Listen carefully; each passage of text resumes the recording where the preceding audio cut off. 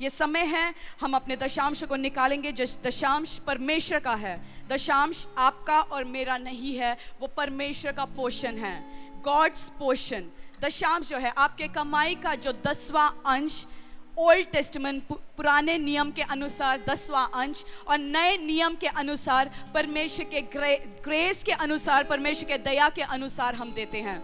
सो नए नियम में, जैसे आज हम नए नियम के अनुसार जी रहे हैं, परंतु हम पुराने नियम में से भी सीखते हैं, और नया नियम हमें सिखाता है कि परमेश्वर के दया के अकॉर्डिंग, उसके ग्रेस के अकॉर्डिंग हमें देना है।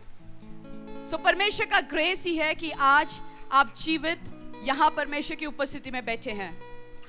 वचन कहता है कि जो धन प्राप्त करने की सामर्थ वो परमेश्वर हमें देता है, कोई मनुष्य नहीं देता, डॉक्टर नहीं देता, परंतु धन प्राप्त करने की सामर्थ कौन देता है हमें? कौन देता है? परमेश्वर। बहुत सारे लोग जाके काम करना चाहते हैं परंतु शरीर उनका साथ नहीं देता। सो धन प्राप्त करने की सामर्थ परमेश्वर हमें देता है ताकि हम परमेश्वर के राज्य के लिए उसको इस्तेमाल करें।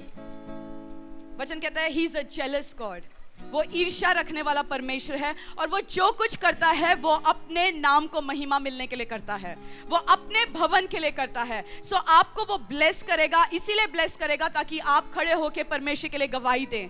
आपको चंगा इसीलिए करेगा ताकि आप खड़े होकर परमेश्वर के नाम को महिमा दें। आपको फाइनेंस इसीलिए देगा कि आप परमेश्वर के राज्य के लिए और बो सके। और वचन कहता है जो बोने वालों के हाथ में परमेश्वर और बीजों को देता है। वचन कहता है जो थोड़ा बोता है वो थोड़ा बटोरता भी है, वो थोड़ा काटता भी है। सो जिसको जितना बटोरना है, जिसको जितना काटना है, उसको अनुसार उसको बोना है। एक वचन को पढ़ेंगे, 1 कुरिन्थियों 16:2। 1 कुरिन्थियों 16:2 1 से हम पढ़ेंगे। अब उस चंदा के विषय में जो पवित्र लोगों के लिए किया जाता है, जैसे आज्ञा मैंने गलातियों की कलीसिया को दी, वैसे ही तुमको भी मैं देता हूं। सप्ताह के पहले दिन तुम में से हर एक अपने आमदनी के अनुसार कुछ अपने पास रख छोड़ा करो कि मेरे आने पर चंदा न करना पड़े। और जब मैं आऊंगा तो जिन्हें तुम चाहोगे उन्हें मैं चिट्ठियां देकर भेज दूंगा कि तुम्हारा दान यरूशलेम पहुंचा दे। पौलुस ने बोला जो सप्ताह का पहला दिन है, आज जैसे अब सप्ताह के पहले दिन परमेश्वर की उपस्थिति में आए हैं, पौलुस ने बोला सप्ताह के पहले दिन अपने आमदनी के अनुसार, अपने आमदनी के अनुसार, अपने पड़ोसी के गिविंग के अनुसार नहीं, अपने पड़ोसी के आमदनी के अनुसार नहीं, आपका पड़ोसी कितना बो रहा है, आपका पड़ोसी का जो फाइनेंशियल टेस्टमनी उसके अनुसार नहीं, परंतु वचन कहता है आपकी आमदनी के अनुसार उसमें से निकाल के रखो और सप्ताह के पहले दिन उसको तैयारी के साथ रखना और उसको यरूशलेम जो परमेश्वर का मंदिर है वहां तक पहुंचाना है। सो सप्ताह के पहले दिन जैसे आज आप आए हैं, पौलुस ने बोला अपने आमदनी के अनुसार, और हर एक जन अपने पड़ोसी को देखिए, बोलिए हर एक जन में पति अलग, पत्नी अलग, बच्चे अलग, आपके माँ बाप अलग, दादा दादी अलग, नाना नानी अलग। पौलुस ने बोला हर एक जन अपनी आमदनी के अनुसार उसमें से निकाल के रखना है। सो हमें बोना कैसे है? अपनी आमदनी के अनुसार हमें दशांश को निकालना है। और जैसे मैंने बोला पुराने नियम में दशांश 10% था। 10% वो एक अमाउंट था कि 10% हमने बोना ही बोना है। अब्राहम ने अपना 10वां अंश मलकीसदक जो हाई प्रीस्ट जो याजक था उसके जीवन में बोया और एक बड़ी ब्लेसिंग के साथ अब्राहम वहां से निकला मलकीसदक की उपस्थिति से। सो हमने भी जब बोना है, और वचन कहता है कि सारे दशांश मेरे भंडार में, मेरे भवन में लेके आओ ताकि मेरे भवन में किसी भी भोजन वस्तु की कमी ना हो। वचन कहता है जो दशांश है परमेश्वर के भवन का हिस्सा है। वो बाहर चैरिटी में नहीं देना, वो लोगों को बाहर केला खिलाने के लिए नहीं है, बंदरों को केला खिलाने के लिए नहीं है, आटा खरीदने के लिए नहीं है। आप कर रहे हैं बहुत अच्छा, बट दशांश जो है वो परमेश्वर के भवन का है और परमेश्वर की भोजन वस्तुएं उनमें से पूरी होती हैं। सो वचन कहता है सारे दशांश मेरे भंडार में ले आओ ताकि मेरे भवन में किसी भी भोजन वस्तु की कमी ना हो। सो भवन में भोजन वस्तुएं क्या है? Best music system, best camera, best generator, best carpet, best कुर्सियां। जो आप बैठे हैं उस बेस्ट कुर्सियों में आप बैठे हैं। जब हम परचेज करते हैं हम नील कमल का बेस्ट कुर्सी खरीदते हैं। लोग बताते हैं कि पाशी 200 रुपए का भी कुर्सी है, 250 का भी कुर्सी है। हम बोलते हैं हमें वो नहीं चाहिए, क्योंकि परमेश्वर का वचन कहता है परमेश्वर के भवन में बेस्ट चीज होना चाहिए। जैसे आप लोग बेस्ट लोगों को परमेश्वर ने इस भवन के अंदर भेजा है। आप विश्वास करते हैं आप बेस्ट है?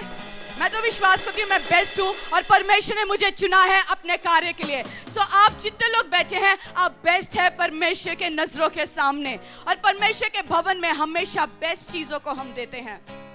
परमेश्वर के दास जब भी चीजों को परचेज करते हैं वो बेस्ट खरीदते हैं। चाहे तार खरीदना हो, चाहे कैमरा खरीदना हो, चाहे कूलर खरीदना हो, चाहे दरिया खरीदना हो, कुछ भी खरीदना हो, बोलते हैं कि हम बेस्ट ही खरीदेंगे। हम कॉम्प्रोमाइज नहीं करेंगे किसी भी चीज में, क्योंकि हमारा परमेश्वर जिसकी हम आराधना करते हैं वो कॉम्प्रोमाइज करने वाला परमेश्वर नहीं है। वो एक्सीलेंट प्रवीणता की आत्मा उसमें से हम में आती है। सो उस प्रवीणता के आत्मा के अकॉर्डिंग हम भी जो कार्य करते हैं वो एक्सीलेंसी के साथ और बेस्ट करते हैं।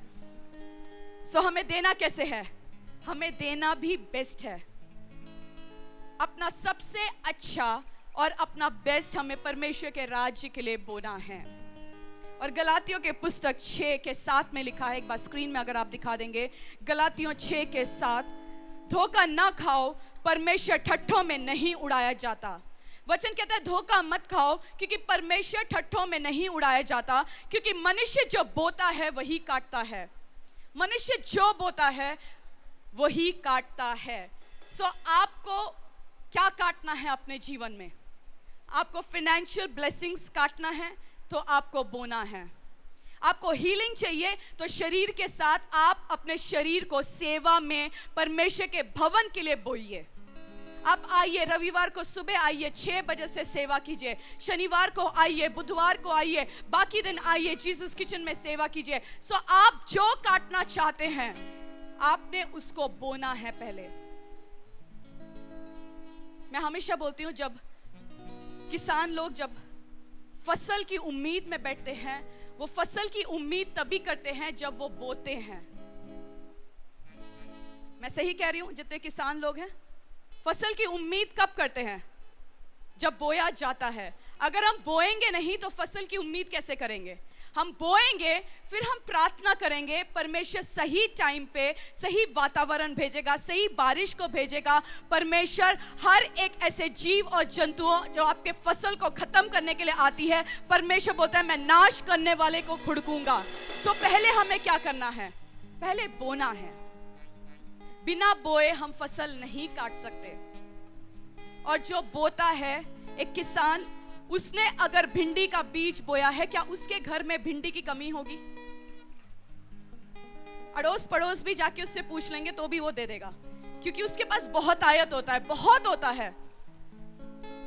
जो व्यक्ति घरों में गाय को या भैंसों को पालता है, उनके घर में दूध की कमी नहीं होती, उनके घर में घी की कमी नहीं होती, उनके घर में छाछ की कमी नहीं होती, उनके घर में दही की कमी नहीं होती। क्यों? क्योंकि ऑलरेडी उन्होंने बोया है।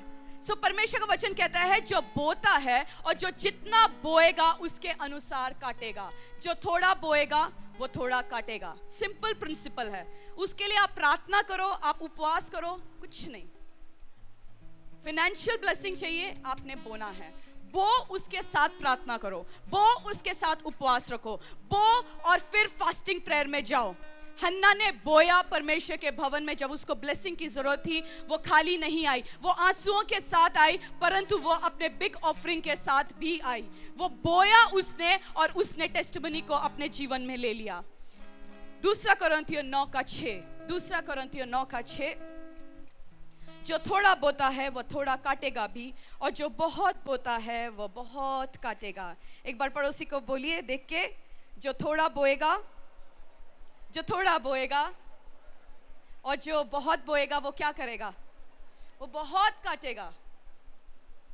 और जैसे मैंने बोला, वचन में लिखा है अगर आप दूसरों की खेती को सींचते हो तो क्या आपकी खेती खाली रहेगी? क्या आपकी खेती में फल नहीं होगा?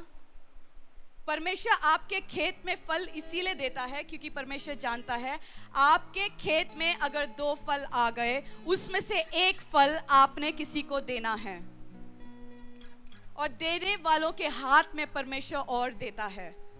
जो देने की इच्छा रखता है, जो देने का हृदय रखता है, उसके हाथों में परमेश्वर और देता है। मैंने परमेश्वर के दास के जीवन से एक चीज सीखा। जब वो एक नॉर्मल विश्वासी थे, उनकी इच्छा तब भी यही थी कि मैं लोगों को खाना खिलाना चाहता हूं। उनकी इच्छा यही रहती थी कि मैं किसी और को कैसे हेल्प कर सकूं, मैं किसी और को कैसे खाना खिला सकूं, किसी और के घर में अगर राशन की कमी है तो मैं कैसे उनको ब्लेस कर सकूं। और उसी के कारण परमेश्वर ने उस विजन जो जीसस किचन जो निर्माण हुआ, इसीलिए हुआ क्योंकि परमेश्वर के हृदय में हमेशा एक चीज चलता था कि मैं दूसरों को कैसे हेल्प कर सकूं। सो परमेश्वर धीरे धीरे धीरे धीरे आपको बढ़ाता है एक बड़े स्तर तक लेके जाने के लिए। आप जब एक घर के लिए राशन परचेज करके देते हो, परमेश्वर आपके जीवन में इतने ब्लेसिंग को देता है कि आज आप एक घर के लिए राशन बो रहे होगे, परंतु आपको 10 घरों को स्पॉन्सर करने के लिए परमेश्वर उतना अनुग्रह, उतने बरकत को देता है। शुरुआत हमेशा छोटे से होती है। वचन कहता है, do not despise small beginnings. छोटे चीजों को तुच्छ मत जानो। आज आपका कमियों में से 5 रुपए बोना, वो 10 रुपए बोना, वो 100 रुपए बोना, वो 500 रुपए बोना, वो 1000 रुपए बोना, वो 2000 रुपए बोना, 2 लाख रुपए बोना, आपके अकॉर्डिंग परमेश्वर बोलता है उसको तुच्छ नहीं जानना। क्योंकि परमेश्वर शुरुआत हमेशा नीचे से करता है, फिर आपको स्लोली स्लोली स्लोली आपको बढ़ाता है। वो देखता है क्या आप छोटे में विश्वास योग्य हो, तभी परमेश्वर आपको big testimony, big financial breakthroughs देता है। क्योंकि उसको पता है आप जब छोटे में विश्वास योग्य होगे, परमेश्वर आपको बड़ी ब्लेसिंग्स को देगा, बड़े फाइनेंसेस को देगा, बड़ी डीलिंग्स को तभी परमेश्वर क्लोज करेगा जब आप छोटे छोटे डीलिंग्स में आप फेथफुल रहेंगे, वफादार होंगे परमेश्वर के साथ। उसी 2 कोरिन्थियों 9:10 में, अतः जो बोने वाले को बीज और भोजन के लिए रोटी देता है, वह तुम्हें बीज देगा। जो बोने वाले को बीज और भोजन के लिए वस्तु देता है, वो तुम्हें क्या देगा? वो तुम्हें क्या देगा? वो बीज देगा और उसे फलवंत भी करेगा। वचन कहता है वो तुम्हें बीज देगा और तुम्हें फलवंत भी करेगा। जब आदम और हव्वा को परमेश्वर ने उन्होंने उनकी रचना की, उनकी सृष्टि की, तो परमेश्वर ने एक ब्लेसिंग्स को रिलीज किया। परमेश्वर ने बोला फूलो और फलो। इंग्लिश बाइबल में ऐसे लिखा है, B fruitful and multiply. Hindi में थोड़ा उसको अलग लिखा है, बट इंग्लिश में जहां जहां उसको लिखा है उसमें लिखा है बी फ्रूटफुल एंड मल्टीप्लाई। इसका मतलब परमेश्वर बोलता है कि तुम फ्रूटफुल होगे। आज आपका शरीर, आपका फाइनेंस आज बांझ होगा, परंतु परमेश्वर बोलता है कि तुम बांझ नहीं होगे, तुम फलवंत होगे और तुम्हारा फल मल्टीप्लाई करेगा। परमेश्वर मल्टीप्लाई करेगा, सिर्फ फलवंत नहीं बनाएगा, परंतु आपके बीजों को वो मल्टीप्लाई करेगा। और बीजों को क्यों मल्टीप्लाई करेगा? ताकि आप और बो सको। और जिसके पास बीज है बोने के लिए, उसके घर में रोटी की कमी नहीं होगी। ये आप लिख के रख लो, आपके घर में बीज है बोने के लिए, आपके घर में रोटी की कमी नहीं होगी। क्योंकि वचन कहता है परमेश्वर बोने वाले को बीज देता है और उसके बीज को वो मल्टीप्लाई करता है ताकि आप बिग ब्लेसिंग के साथ वापस आ सके। और जैसे मैंने बोला, आदम और हव्वा को परमेश्वर ने बोला B fruitful and multiply. Abraham, वचन कहता है कि अपने पूर्वजों को, जो पूर्वजों ने किया, उनके विश्वास को आप देखो और उनके अनुसार आप चल लो। उनके विश्वास को देखो और कॉपी कर लो, उनके अनुसार चल लो। अब्राहम, इसहाक और याकूब तीनों ने परमेश्वर के राज्य के लिए बोया और तीनों में एक सिमिलैरिटी थी। तीनों के लाइफ में ये बी फ्रूटफुल एंड मल्टीप्लाई वो काम करती गई। क्यों? क्योंकि उनके जीवन में बोने का हृदय परमेश्वर ने दिया गया था। वो बोते थे परमेश्वर के राज्य के लिए। वचन और पढ़ेंगे, उत्पत्ति 1:28 स्क्रीन में डाल दीजिए। उत्पत्ति 1:28, उत्पत्ति 1:28। और परमेश्वर ने उनको आशीष दी और उनसे कहा, फूलो और फलो और पृथ्वी में भर जाओ। परमेश्वर ने आदम और हव्वा को ये घोषणा किया कि तुम्हें मैं आशीष देता हूं और तुम फूलो और फलो, बी फ्रूटफुल एंड मल्टीप्लाई, और इस पृथ्वी में भर जाओ। वो मल्टीप्लिकेशन काम कर रहा था। और नेक्स्ट वर्स हम पढ़ेंगे उसी उत्पत्ति 17, 5 और 7। उत्पत्ति 17, 5 से 7। सो अब से तेरा नाम अब्राम ना रहेगा, परंतु तेरा नाम इब्राहिम हो जाएगा, क्योंकि मैंने तुझे जातियों के समूह का मूल पिता ठहराया है, और मैं तुझे अत्यंत ही फुलाऊंगा और फलाऊंगा। Be fruitful and multiply. परमेश्वर ने अब्राहम को बोला, बी फ्रूटफुल एंड मल्टीप्लाई। आगे लिखा है, और तुझको जाति जाति का मूल बना दूंगा, और तेरे वंश में राजा उत्पन्न होंगे। परमेश्वर ने अब्राहम को क्या बोला? तेरे वंश में से राजा उत्पन्न होंगे। परमेश्वर ने बोला, बी फ्रूटफुल एंड मल्टीप्लाई, फूलो और फलो और पृथ्वी में बढ़ जाओ। अगला वर्ष हम देखेंगे उसी उत्पत्ति 26 का 12। फिर इसाक ने उस देश में जोता बोया। अब्राहम का बेटा इसाक ने क्या किया? इसाक ने बोया और उसी वर्ष 100 गुना फलों को लेके आया। उसी वर्ष अब्राहम ने बोया मलकीसदक के जीवन में, और बड़ी ब्लेसिंग्स को वो लेके आया। इसाक ने बोया और उसी साल 100 गुना वो अपने जीवन में लेके आया। सो मल्टीप्लिकेशन जो है इसाक के जीवन में भी काम कर रहा था। और इसाक का बेटा जो याकूब था, उसके विषय में हम पढ़ेंगे अगला वर्ष।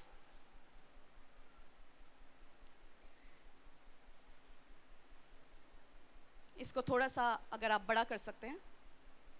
उत्पत्ति 28, 10 से लेकर 22। उत्पत्ति 28,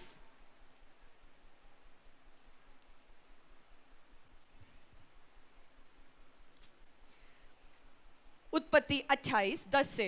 याकूब बेरशिबा से निकलकर हरान की ओर चला, और उसने किसी स्थान पर पहुंचकर रात वहीं बिताने का विचार किया, क्योंकि सूर्य अस्त हो गया था। इसीलिए उसने उस स्थान के पत्थरों में से एक पत्थर ले लिया और अपना तकिया बना रखा। अब ये समझना बहुत जरूरी है, याकूब अपने घर से वो रिजेक्शन और उसने जो किया वो धोखा, उसमें से निकलकर याकूब छिपके से निकला। वहां से तिरस्कार से जो धोखा उसने किया, उसका भाई उसको मारने के लिए तैयार था, वहां से याकूब निकला। और उस टाइम याकूब को रेस्ट करने के लिए एक ही चीज था, एक पत्थर, जिसने उसको तकिया बना लिया, और उस पत्थर के ऊपर उसने आराम किया। वहां पे वो सो गया उस तकिए के ऊपर अपने सर को रखकर। और जब उसने सर को रख के आराम किया, वहां उसने एक स्वप्न देखा। उसने स्वप्न में देखा कि एक सीढ़ी पृथ्वी पर खड़ी है और उसकी सिरा स्वर्ग तक पहुंचा है, और परमेश्वर के दूत उस पर से चढ़ते उतरते हैं। और यहोवा उसके ऊपर खड़ा होकर कहता है, मैं यहोवा तेरे दादा अब्राहम का परमेश्वर और इसाक का भी परमेश्वर हूँ। जिस भूमि पर तू लेटा है उसमें मैं तुझको और तेरे वंश को कर दूंगा। अब याकूब के पास क्या था आराम करने के लिए? पत्थर, तकिया बना लिया और वो सो गया। और उसी तकिए के ऊपर उसने एक स्वप्न को देखा, उसने दर्शन देखा सीढ़ी, और परमेश्वर ने उसने आके बोला कि ये स्थान मैं तेरे वंश को मैं दे दूंगा, तेरे वश में मैं इस स्थान को दे दूंगा। और आगे लिखा है, और तेरा वंश भूमि की धूल के किनकों के समान बहुत होगा, और पश्चिम पूरब उत्तर दक्षिण चारों ओर फैलता जाएगा। सो क्या काम कर रहा था यहाँ पे? B fruitful and multiply. Multiplication, यहां परमेश्वर ने ब्लेसिंग को दिया कि तू फूलेगा और फलेगा, तेरा वंश इस पृथ्वी का अधिकारी हो जाएगा। अब्राहम, आदम और हव्वा को जो ब्लेसिंग दिया, अब्राहम को जो ब्लेसिंग दिया, इसाक को जो ब्लेसिंग दिया, याकूब को जो ब्लेसिंग दिया, हम कहते हैं कि हम अब्राहम, इसाक और याकूब के वंशावली के लोग हैं। आमीन। सो उन्हीं के वंशावली के लोग के लिए परमेश्वर ने ब्लेसिंग क्या दिया? कि तुम फूलोगे और फलोगे। Be fruitful and multiply. आगे उसी वचन का आगे हम पढ़ेंगे, और सुन, मैं तेरे संग रहूंगा, और जहां कहीं तू जाए वहां तेरी रक्षा करूंगा, और तुझे इस देश में लौटा ले आऊंगा।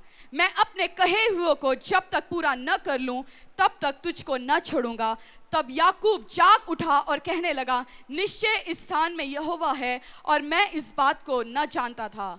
और भय खाकर उसने कहा, यह स्थान क्या ही भयानक है, यह तो परमेश्वर के भवन को छोड़ और कुछ नहीं हो सकता, वरन यह स्वर्ग का फाटक ही होगा। भोर को याकूब उठा और अपने तकिए का पत्थर लेकर उसका खंबा खड़ा किया। वही तकिया जिसके ऊपर याकूब ने रेस्ट किया, उसने परमेश्वर के लिए उसको समर्पित कर दिया और बोला, इसके ऊपर यहाँ पे तेरा भवन खड़ा होगा। आमीन। परमेश्वर याकूब ने क्या किया, वही तकिया जिसके ऊपर वो रेस्ट कर रहा था, उसी तकिए को, उसी पत्थर को उठाया, उसके ऊपर ऑयल को डाला और बोला, परमेश्वर ये तकिया जिसके ऊपर मैंने रेस्ट किया, मैं तेरे भवन के लिए इसको समर्पित करता हूं, यहां से तेरा भवन खड़ा होगा। आगे लिखा है, लास्ट में हम पढ़ेंगे 22, और यह पत्थर जिसका मैंने खंबा खड़ा किया है परमेश्वर का भवन ठहरेगा, और जो कुछ तू मुझे दे उसका दशांश मैं अवश्य ही तुझे दिया करूंगा। सो याकूब ने वहां से एक वाचा बांधी, जो याकूब के पास था उसने परमेश्वर को दे दिया। उसके पास रेस्ट करने के लिए तकिया, एक पत्थर था, उसने परमेश्वर को वो दे दिया और उसने बोला, परमेश्वर यहाँ से जो तू मुझे ब्लेस करेगा, उससे जो भी ब्लेसिंग्स मेरे पास आएगा उसका 10वां अंश मैं तेरे भवन में, तेरे सामने मैं अर्पित कर दूंगा। So what ever you bless me, किसी भी चीज के साथ अगर आप ब्लेस करेंगे, जो भी चीज होगा, मेरा धन दौलत, गाड़ी, मेरी बैल बकरियां, सब कुछ परमेश्वर, उसका 10वां अंश मैं तेरे भवन के लिए मैं अर्पित करूंगा।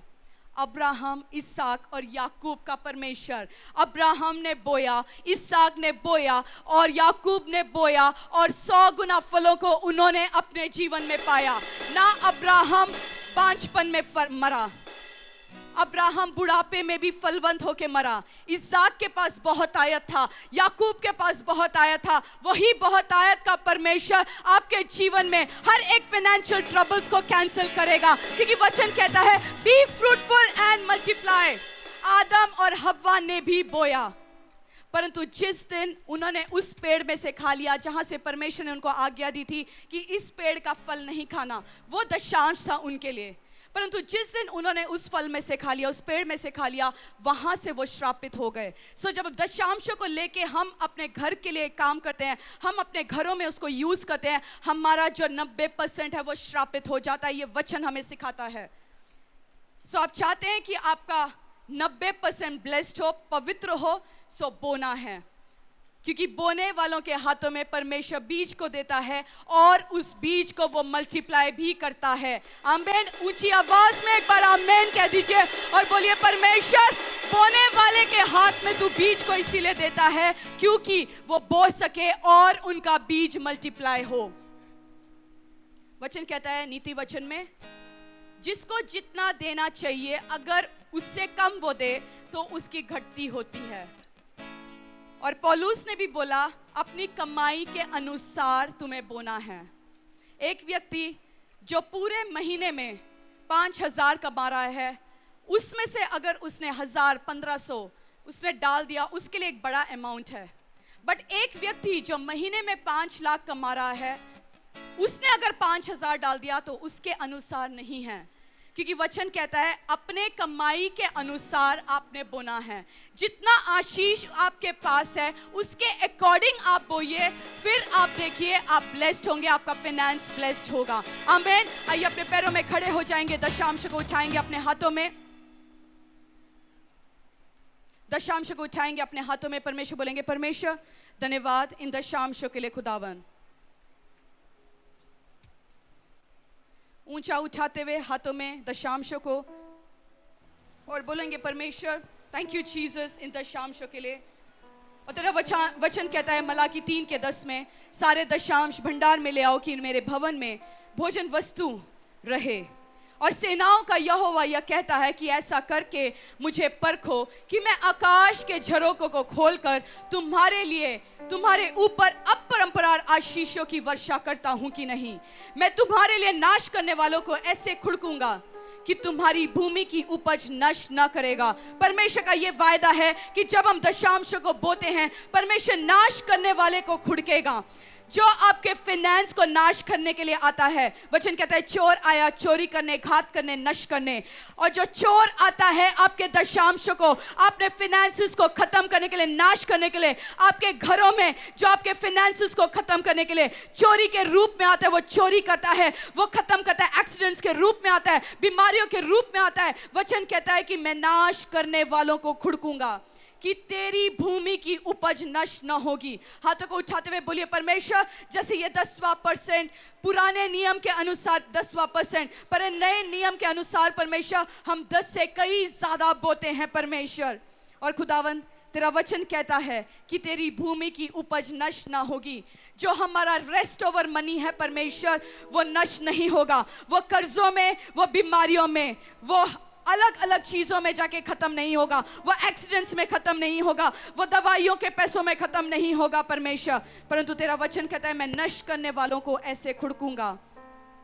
मैं तुम्हारे दाखलताओं के फल, तुम्हारे दाखलताओं के फल कच्चे नहीं गिरेंगे। और सेनाओं का यहोवा का यही वचन कहता है, तब सारी जातियां तुमको धन्य कहेगी। हाथों को उठाते हुए परमेश्वर बोलिए परमेश्वर, दशांश के साथ ये प्रॉमिस है कि सारी जातियां जो हैं, हमारे सोसाइटी में जितने लोग रहते हैं, इस हरियाणा में जितने लोग रहते हैं, फरीदाबाद में जितने लोग रहते हैं, इंडिया देश में जितने लोग, जितनी जातियां रहती है परमेश्वर, वो तुम लोगों को धन्य कहेगी। वो कहेगी जो मसीह लोग हैं, जो वचन के अनुसार चलते हैं, जो वचन के अनुसार अड़े और खड़े रहते हैं परमेश्वर, वो कहेंगे ये लोग धन्य हैं।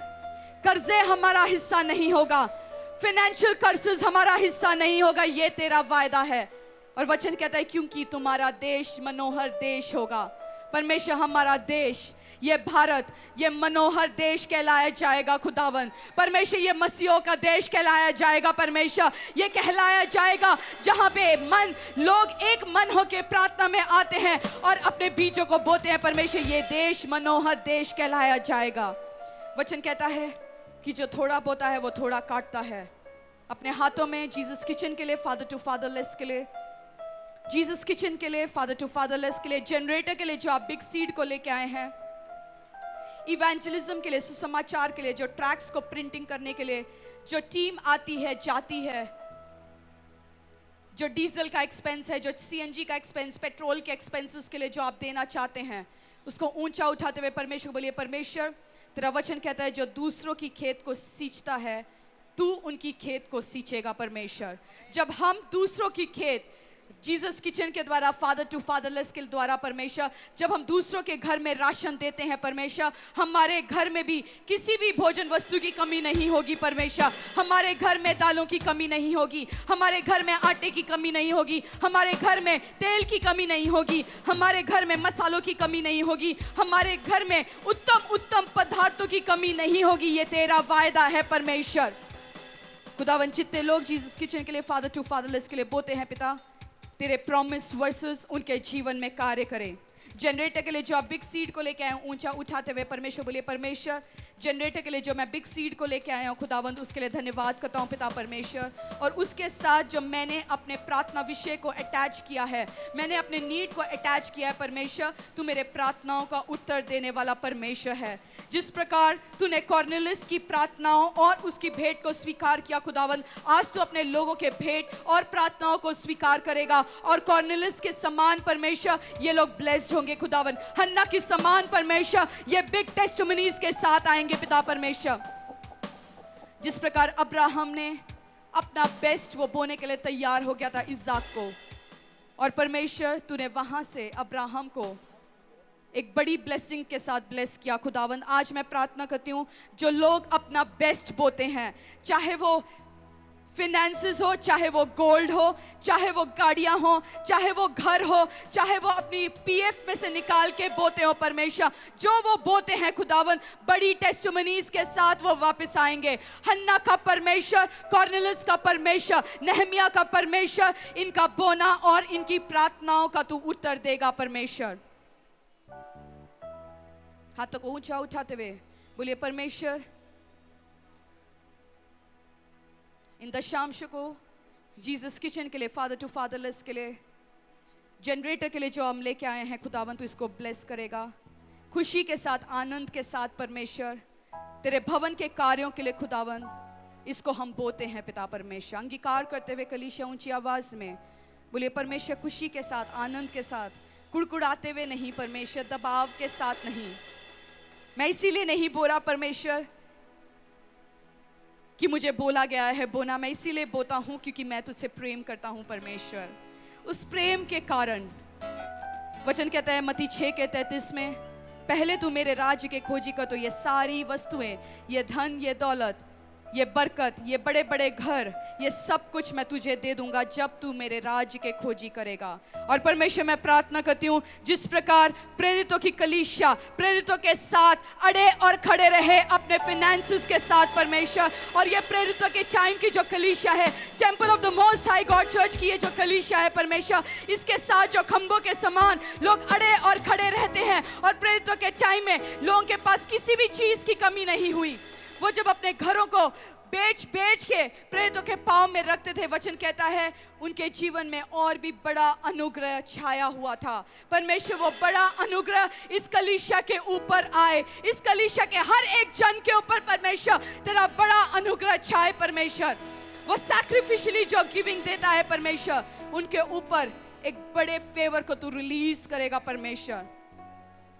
जिस प्रकार पौलुस के साथ बहुत सारे लोग बोते थे, उस मकदोनिया की कलीसिया ने अपनी कमी और घटी में से बोया और उनके ऊपर एक बड़ा अनुग्रह छाया परमेश्वर। उसी प्रकार उस मकदोनिया की कलीसिया के ऊपर जो फेवर था परमेश्वर, वो फेवर इन लोगों का हिस्सा होगा परमेश्वर। Be fruitful and multiply. फलवंत होने की जो सामर्थ है, फलवंत होने की जो ब्लेसिंग्स है परमेश्वर, इन लोगों के जीवन में एक्टिवेट हो जाए। मल्टीप्लिकेशन का जो ब्लेसिंग है परमेश्वर, इनके फाइनेंसेस में वो आज से काम करना शुरू करे। B fruitful and multiply. फूलो और फलो और इस पृथ्वी में बढ़ जाओ। फूलो और फलो और इस पृथ्वी के छोर तक, एंड तक जाके सुसमाचार को फैलाओ। हाथों को उठाते हुए धन्यवाद के साथ इसको बोलते हैं परमेश्वर तेरे राज्य के लिए, यीशु के नाम से इस प्रार्थना को हम मांगते हैं खुदावन। पिता, जिस प्रकार तूने हाबिल के भेंट को स्वीकार किया परमेश्वर, हाबिल ने इसीलिए दिया क्योंकि वो तुझसे प्रेम करता था, किसी दबाव के साथ, किसी कुड़कुड़ाहट के साथ नहीं परमेश्वर, परंतु हिब्रानियों के पुस्तक में लिखा है विश्वास से हाबिल ने बोया और केन से बेटर बोया। परमेश्वर आज तू मेरे ऑफरिंग को जब देखेगा परमेश्वर, तू बोलेगा तूने विश्वास से बोया और तूने बेटर बोया, तूने अच्छा बोया परमेश्वर। धन्यवाद करते यीशु के नाम से इस प्रार्थना को मांगते हैं। आमीन आमीन आमीन।